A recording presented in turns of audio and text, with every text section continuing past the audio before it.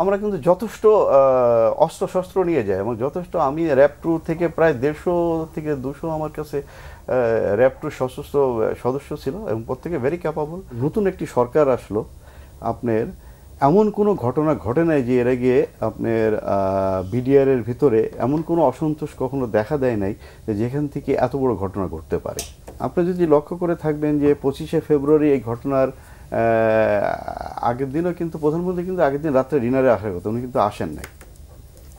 তার মানে উনি যে আসলেন না, তার মানে এটা তো একটা কেন আসলেন না, এটা কিন্তু পরবর্তীতে দেখা যায় কি যে তার কাছে কোনো ইনফরমেশন ছিল যে এরা কোনো অসন্তোষ আছে, কোনো কিছু হতে পারে। তারপরে যখন আপনার এই ঘটনাটা যখন ঘটে গেল, এর পরবর্তীতে সরকারের পদক্ষেপগুলো প্রত্যেকটা কিন্তু খুবই সন্দেহ উদ্রেক করে মানুষের ভিতরে।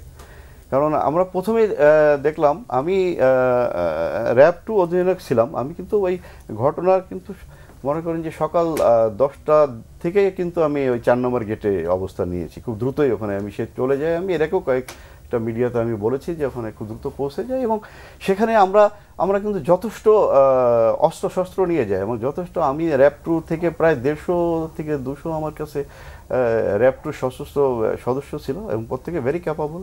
তারা আর্মি, নেভি, এয়ারফোর্স, পুলিশ, অন্যান্য বাহিনী থেকে আসা অফিসার 7-8 জন ছিলাম আমরা, 4-5 নম্বর। আমি জানি 3 নম্বর গেট, 1-2 নম্বর গেটে ওদিকে থেকে র্যাব 3 এসে। কিন্তু দেখেন আমাদেরকে কিন্তু যমুনা ভবনে প্রধানমন্ত্রীর সাথে আমাদের আলাপ হচ্ছে, এইসব সমস্ত কথা বলে বলে তৎকালীন ডিজি আপনার হাসান মাহমুদ, তারপরে আপনার এডিজি কর্নেল রেজানুর, এরা কিন্তু আমাদেরকে ওখানে আমরা পৌঁছালাম, খুব দ্রুত রিপোর্ট দিলাম, আমাদেরকে কিন্তু ভিতরে ঢুকতে দিল না। তারা বারবার আমাদেরকে বাধা দিচ্ছিল যে আপনারা ঢুকবেন না, শান্তিপূর্ণ উপায়ে সমাধান করা হবে। এবং তারা কারা ছিল?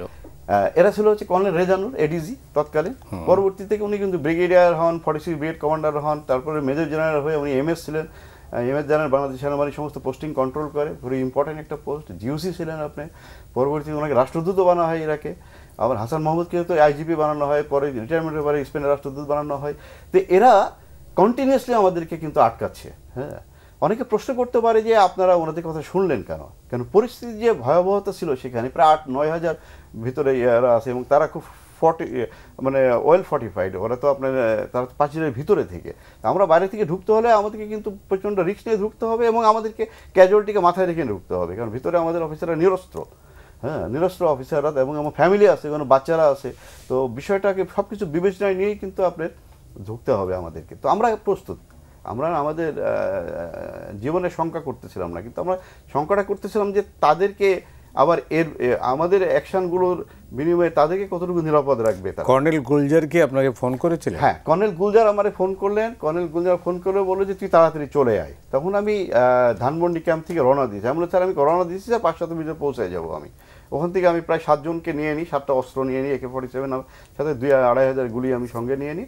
এবং আমি যখন যেমন ফ্রেন্ডশিপ হসপিটালের কাছে পৌঁছে গেলাম, তখন আমি আরেকটা কল পেলাম। তখন কর্নেল এমদাদ কল করলো আমারে। Colonel Emdad 8 long course sir commando, is a very highly qualified commando আপনার। উনি কিন্তু র্যাব 7-এর সিও ছিলেন এই 2004-5 সালে।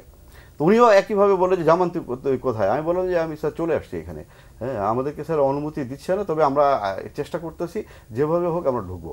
তো বলে যে ওরা অর্গানাইজড একটা প্লাটুন নিয়ে ঢুকে পড়ে। তো তখন আবার এভাবে বারবার আমি মানে কথা বলতেছি এডিজির সাথে, বাট ওই একইভাবে প্রাইম মিনিস্টারের দিচ্ছে, তারা রেফারেন্স দিচ্ছে। এরপরে আপনি আমাকে ফোন করলো মেজর হাসান, সেও একইভাবে আমার কোর্সমেট, বললো যে দোস্ত তুমি কোথায়? আমি বললাম এখানে চলে এসেছি, তুই তাড়াতাড়ি ঢোক, আমাদেরকে বাঁচা, এরা আমাদের মেলে ফেলতে পারে। আপনি অ্যাকশনগুলো খেয়াল করেন যে এ ধরনের একটা যখন সশস্ত্র বিদ্রোহ হয়, আপনি কিন্তু সময় দিতে পারেন না বিদ্রোহীদেরকে। হ্যাঁ, আপনাদেরকে এনগেজ করতে হবে।